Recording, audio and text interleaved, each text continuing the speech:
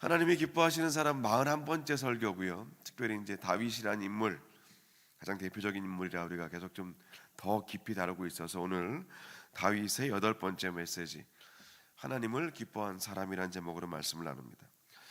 이 다윗의 인생을 전반기와 후반기로 나누어 볼 때, 이 전반기는 이제 아무래도 사울과 연결된 이제 그런 시간과 공간, 그런 사건들로 온통 점철이 되어 있습니다. 그리고 사울이 죽고 이제 다윗이 유다의 왕이 되고 온 이스라엘의 왕이 된 이후의 사건들이 이제 다윗의 후반기이죠. 다윗의 후반기는 전반기와는 많이 달랐습니다. 사는 것도 달랐고, 잠을 자는 곳, 먹는 음식, 마시는 물, 입는 옷, 할 수 있는 일들의 범위, 모든 게 완전히 달라졌습니다. 하나님의 응답에 따라서 이 다윗의 일행들은 헤브론으로 갔고, 거기서 유다 사람들에게 왕으로 다윗이 기름 부음을 받습니다. 이제 같은 시기에 그 사울의 군대 장관이었던 아브넬은 이 사울의 아들인 이스보셋을 데리고 마하나임으로 가서 그 이스보셋을 이스라엘의 왕으로 세우게 됩니다. 그런데 이 아브넬은 사실은 이미 알고 있었어요. 하나님이 다윗을 온 이스라엘의 왕으로 세우신 것을 믿고 있었기 때문에 가급적이면 평화적으로 정권을 이양하고 싶었습니다. 그래서 다윗을 찾아가서 언약을 맺었는데, 언약을 맺고 돌아가는 길에 그만 이 다윗의 장수 중에 한 명인 요압에게 암살을 당하죠. 그렇게 이스보셋 왕의 오른팔이었던 아브넬이 죽자 그 이스보셋의 아래에 있던 지휘관 중에 2명, 바하나와 레갑이라는 자가 이미 전세가 완전히 다윗에게로 기울었음을 보고 낮잠을 자던 이스보셋을 죽여서 그 머리를 베어가지고 다윗을 찾아옵니다. 근데 지난번에 사울 왕의 죽음을 돕고 사울의 왕관과 팔찌를 들고 자랑스럽게 다윗을 찾아왔던 그 아말렉 청년이 그 자리에서 다윗에게 죽임을 당했던 것처럼, 지금 아무리 반대 진영에 있다고 해도 의인이었던 이스보셋 왕을 아무렇지 않게 살해하고도 의기양양하게 그의 머리를 들고 왔던 그 2 장수도 그 자리에서 다윗에게 죽임을 당합니다. 이제 그뿐 아니라 다윗은 그 아브넬을 죽인 요압의 형제들에게 너희의 악행이 그대로 너희에게 돌아갈 것이라고 저주합니다. 우리가 이렇게 본다면 다윗은요, 그러니까 자기를 끝까지 죽이려고 했던 그 사울이나 또 지금 현재 반대편에 있던 그 이스보셋 왕이나 또 이스보셋 왕의 수하에 있던 아브넬 장군이나 그들을 다윗은 승리해야 될 대상, 이겨야 할 대상으로 본 게 아니라 하나님 안에서 존중할 대상으로 봤던 것이 분명합니다. 그러니까 원수의 기준이나 범위를 자기가 정하고 그렇게 원수를 대했던 것은 다윗의 방법이 아니었던 것이죠. 우리는 보통 한 사람을 평가하고 대하는 기준이 나에게 있습니다. 나에게 잘해주냐, 내 마음에 맞느냐, 또 내 기준에 부합하느냐를 우리는 사람을 평가하지만 다윗은 그러지 않았습니다. 하나님이 창조하시고 하나님이 세우신 하나의 인격과 존재로서 다윗은 인정했던 것이죠. 그래서 그렇게 반응을 보였습니다. 우리가 이런 부분을 봐도 우리 자신을 좀 깊이 돌아보게 됩니다. 우리는 사람을 대하는 기준이 거의 대부분 나에 있다는 거죠. 나에게 얼마나 이로운 사람인가, 내 마음에 잘 맞는 사람인가, 나와 잘 통하는 사람인가, 이제 이런 여러 가지 기준들에 100% 잘 맞는 사람과 또 그 기준에 전혀 맞지 않는 사람을 우리가 똑같이 대하기는 어렵습니다. 당연히 우리는 조금이라도 치우치게 되어 있죠. 근데 오늘 성경에서 말하는 다윗의 기준은 하나님께 있었습니다.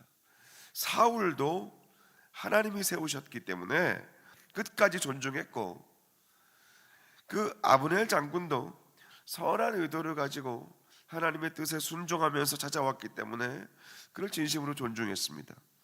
그리고 이스보셋도 하나님이 세우셨기 때문에 그 배신자들의 칼에 죽어서는 안 되는 사람이었어요. 그렇게 다윗은 하나님의 마음과 하나님의 시선을 가지고 자신의 삶 속에서 만나는 모든 종류의 사람들을 대했던 것입니다. 그런 다윗이었기 때문에 하나님은 가장 순적한 길로 온 이스라엘의 왕이 되게 하십니다. 다윗이 제일 먼저 했던 것은 수도 이전이지요. 예루살렘에 살던 여부수 사람들을 다 몰아내고 통일 이스라엘의 수도로 삼습니다. 그리고 오랜 수건이었던 하나님의 언약궤를 가져오는 이제 그 중요한 일을 하지요. 약 70년 전에 블레셋에게 빼앗겼던 그 하나님의 언약궤를 기리앗 여아림에 있는 이 아비나답의 집에서 예루살렘 그 다윗 성으로 가져오려고 했습니다. 그런데 첫 번째는 하나님의 방법대로 하지 않았기 때문에 그 언약궤가 오벳에돔의 집에 임시로 머물게 되었지요. 근데 그 임시 보관 3개월 동안 오벳에돔의 집에는 하나님이 주신 큰 축복이 임하게 됩니다. 우리가 작년 12월 3일에 아마 25번째 하기사에서 오벳에돔이라는 인물을 다루었기 때문에 지금은 그 부분을 보지 않습니다. 이제 다윗은 제대로 두 번째로 언약궤 운반을 준비합니다. 사무엘하 6장으로 본문에 나오지 않지만 병행되는 말씀인 역대상 15장에는 그 준비하는 내용들이 나와요. 다윗은 언약궤를 안치할 처소를 먼저 마련해 두고 그리고 운반할 레위인들을 선발하고 이동 시에 필요한 찬양대와 모든 악기 연주자들을 다 준비시킵니다. 그렇게 하나님의 언약궤가 오벳에돔의 집에서 다윗 성까지 이제 운반이 됩니다.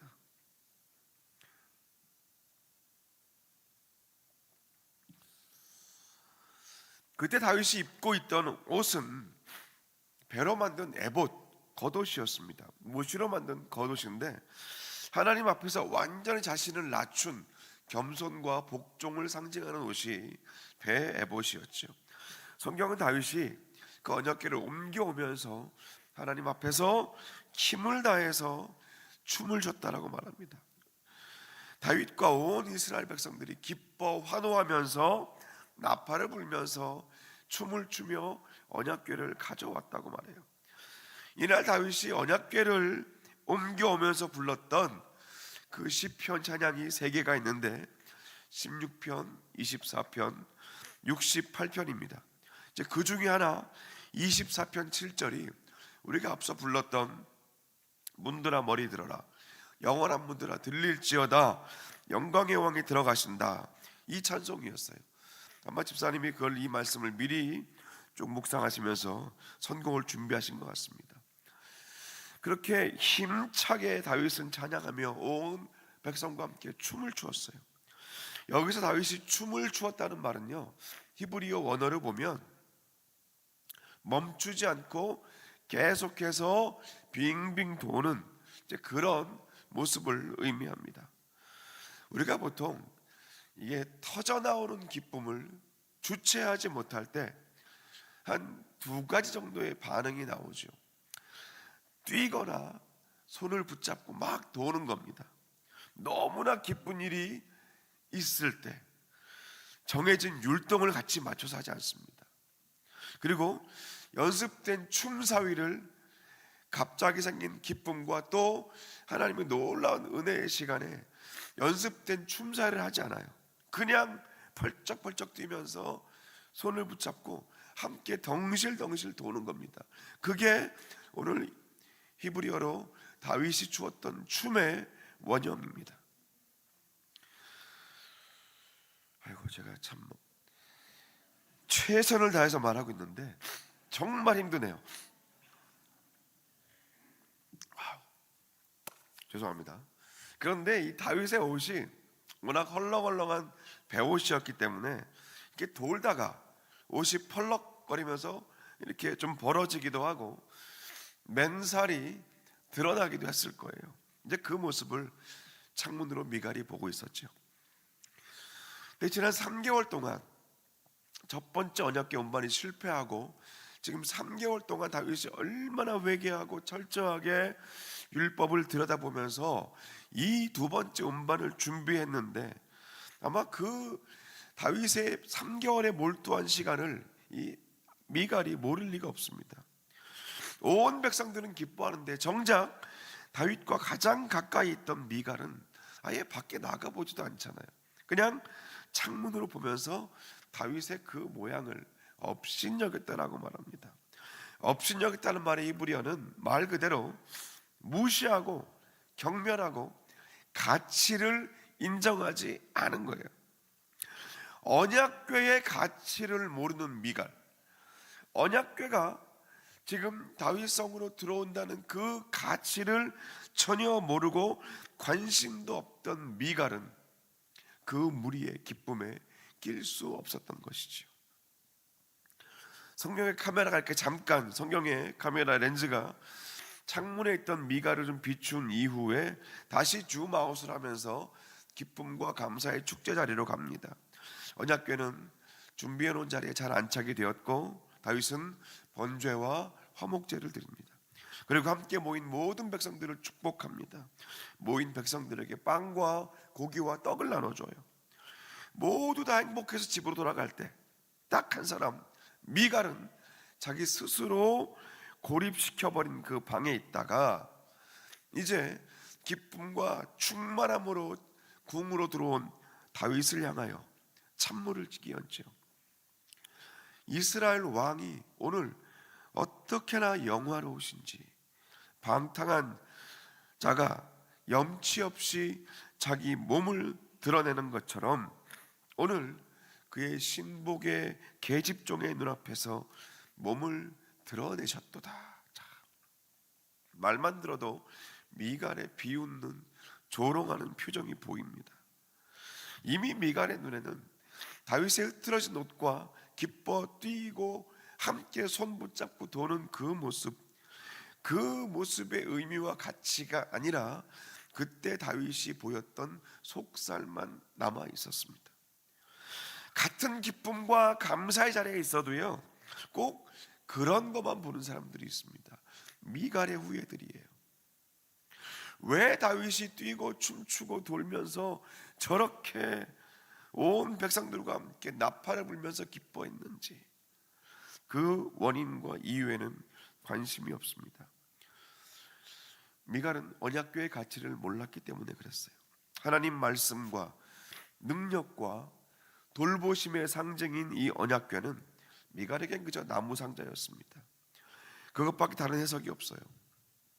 아버지 사울에게서 보고 자란 것 중에 하나님의 언약궤에 대한 진지한 가르침이 있었겠습니까?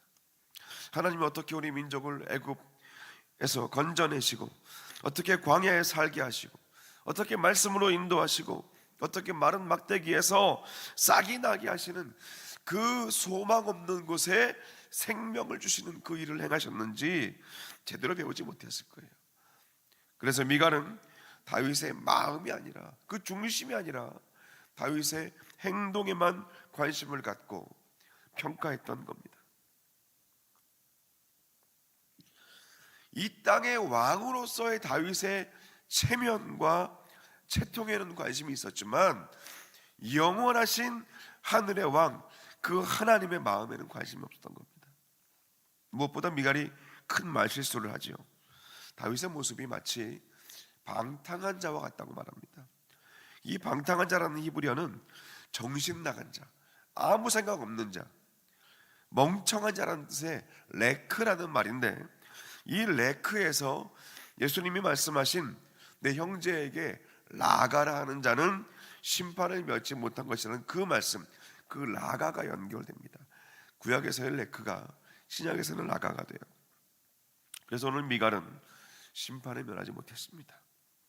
21절과 22절에서 다윗은 정확히 미갈의 문제를 오늘 말합니다. 자기는 나 다윗은 하나님 앞에서 기뻐 뛰며 춤을 춘 것이지 사람 앞에서 그런 것이 아니라고 말해요. 표면적으로만 보는 그 미갈의 문제였습니다. 그리고 내가 뛴 것은 하나님이 나를 이스라엘의 통치자로 세우셨기 때문이라고 말하면서 하나님의 섭리와 주권을 모르는 미갈은 이해할 수 없는 부분이었어요. 그렇게 사무엘하 6장의 마지막 23절은 다윗의 아내 미갈, 그 이름 자체를 다윗의 아내 미갈이 아니라 사울의 딸 미갈이라고 기록하면서 그 사울의 딸 미갈은 죽는 날까지 자식이 없다라고 기록합니다. 오늘 보통 이 본문을 대할 때 이제 다윗이 춘 그 춤에 집중을 하는 설교가 많이 있죠. 그래서 미국 찬양에도 Dancing Like David Danced라는 곡도 있고, 또 한국 찬송에도 다윗처럼 춤을 추면서 전심으로 주를 기뻐하라 뭐 그런 곡도 있습니다. 근데 그렇게 좀 빠른 박자의 경쾌한 리듬으로 그리고 열광적인 분위기 안에서 열심히 뛰면서 찬양한다고 전부 다 오늘 성경이 말하는 다윗처럼 찬양하는 것은 아닐 수 있습니다. 본질을 봐야죠. 왜 오늘 다윗이 몸이 드러나는 것에 아랑곳하지 않고 전심으로 하나님을 기뻐했는가? 왜 왕인 다윗이 일반 백성들과 함께 어우러져서 뛰면서 돌면서 찬양했는가?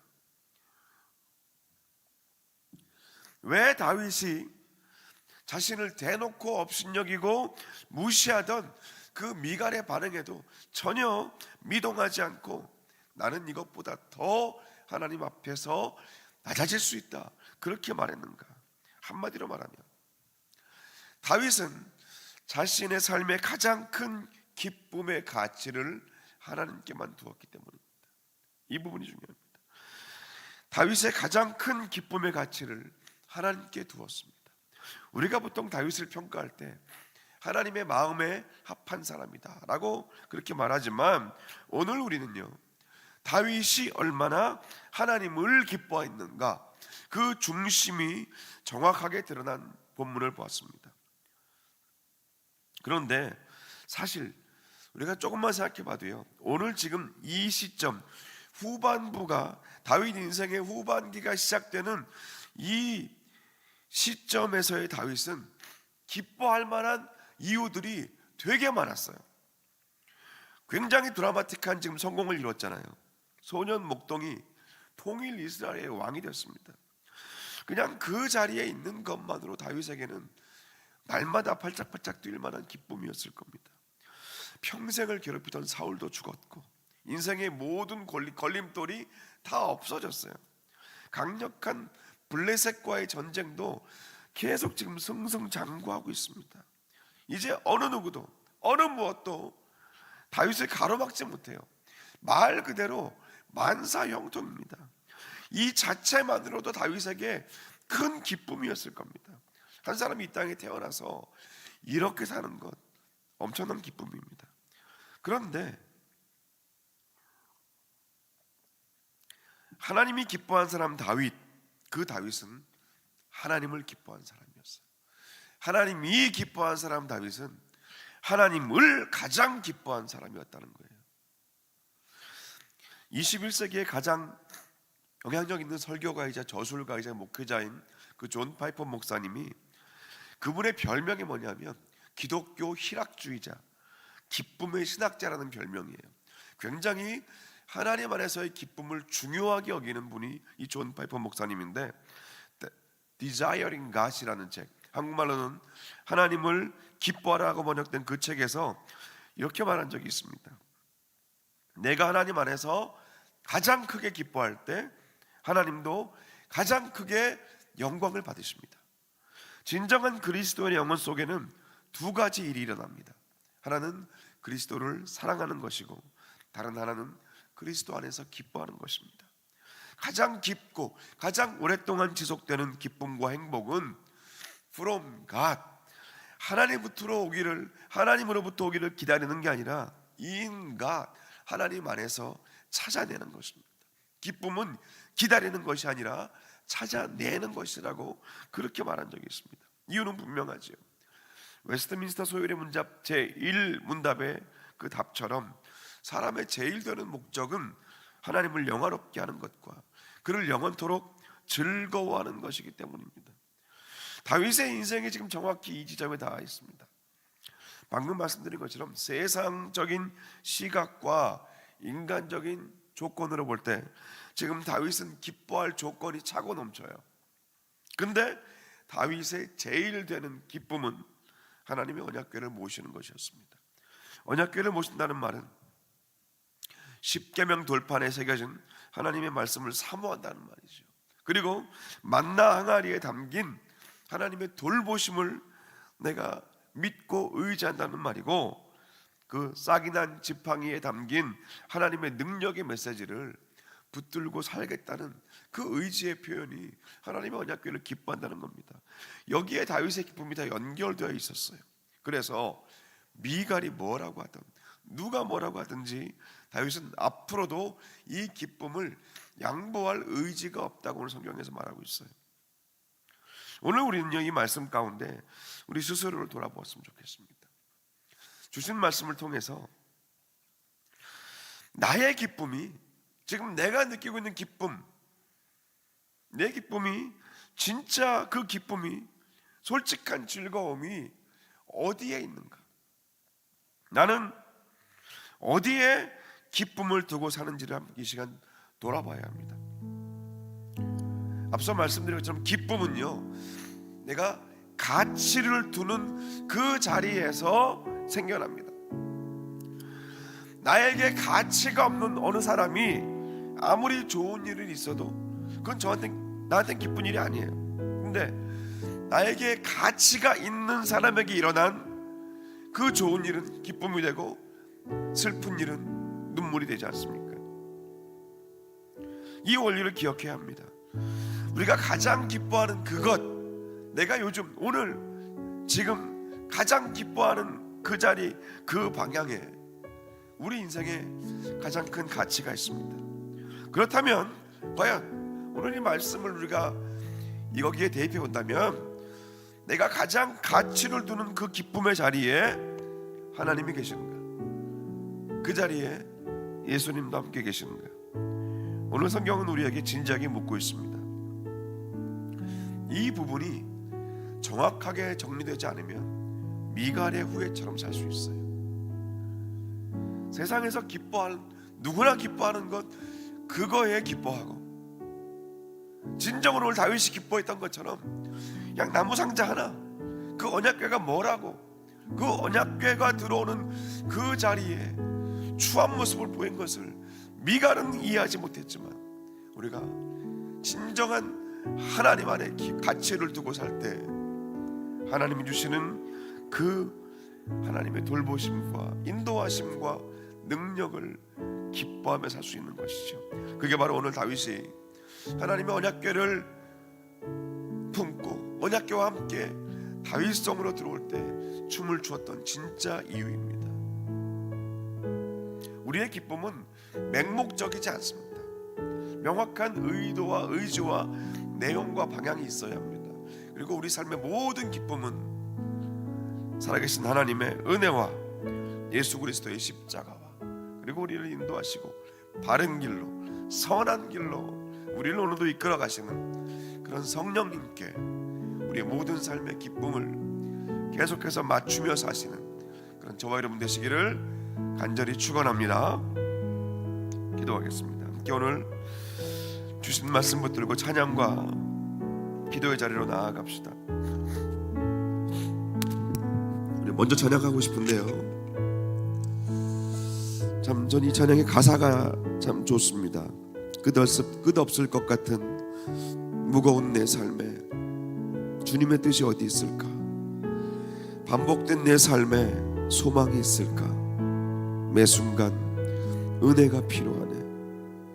어제도 오늘도 죄 많은 내 삶에 주님의 뜻은 어디 있을까? 다시 주님 앞에 나아갈 수 있을까? 매 순간 은혜가 필요하네. 시간이 흘러 돌아보니 결국엔 주님이셨네. 주님을 빼고선 내 삶이, 내 기쁨이 설명이 안 되네. 은혜 속에 살고 있었네. 우리 가사를 나의 고백으로 고백하시면서 찬양과 기도의 자리로 나아갑시다. 끝없을 것 같은 무거운 내 삶에 주님의 뜻이 어디 있을까? 반복된 내 삶에 소망이 있을까? 매 순간 은혜가 필요하네. 시간이 흘러 돌아보니 결국엔 주님이셨네. 주님을 빼고서 설명이 안 되네. 은혜 속에 살고 있었네. 어제도 오늘도 죄 많은 내 삶에 주님의 뜻이 어디 있을까? 다시 주님 앞에 나갈 수 있을까? 매 순간 은혜가 필요하네. 시간이 흘러 돌아보니 결국엔 주님이셨네. 주님을 빼고서 설명이 안 되네. 은혜 속에 살고 있었네. 시간이 흘러 돌아보니 시간이 흘러 돌아보니 결국엔 주님이셨네. 주님을 빼고서 설명이 안 되네. 은혜 속에 다시 한번 시간이 흘러 돌아보니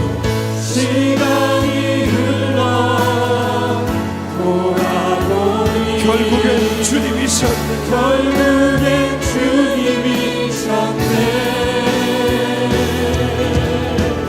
주님을 빼고서 설명이 안 되네.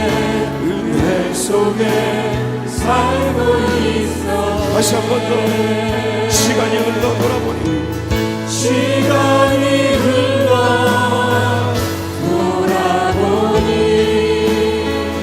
결국엔 주님이셨네. 주님을 빼고서 설명이 안 되네. 은혜 속에 살고 있었네. 우리 먼저 오늘 말씀 붙들고 기도합시다. 가치는 기쁨과 연결됩니다.